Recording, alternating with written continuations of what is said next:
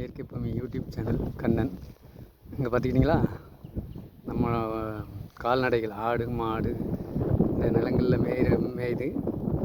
அதே நேரத்தில் இந்த நிலங்கள் பூரா என்னது கிடக்கு பார்த்தீங்களா, பிளாஸ்டிக் கவர்கள். அதாவது இந்த பிளாஸ்டிக் கவர்கள் இதுதான், இந்த புல்லும் பிளாஸ்டிக் கவரும் தான் இந்த கால்நடைகளோட வயிற்றுக்குள்ளே போகுது. பாருங்கள் எவ்வளோ அழகாக விதைச்சி போட்டிருக்கு பாருங்கள்.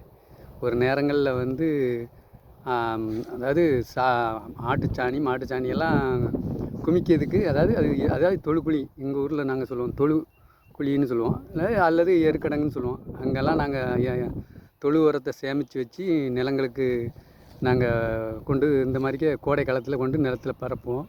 அதுக்கப்புறம் தான் அந்த நிலங்களை உழுது பயிர் பண்ணுவோம்.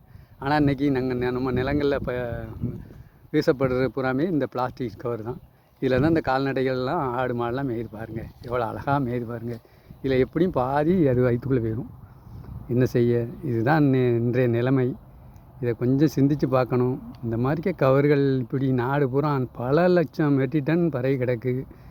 என்ன செய்ய போகிறாங்கன்னே தெரியல. அடுத்த தலைமுறை சிந்திக்கணும். இந்த மாதிரிக்கே நிலை தொடரணுமா வேண்டாமா, நீங்கள் தான் பதில் சொல்லணும். லைக் பண்ணுங்கள், ஷேர் பண்ணுங்கள், சப்ஸ்கிரைப் பண்ணுங்கள். நன்றி, வணக்கம்.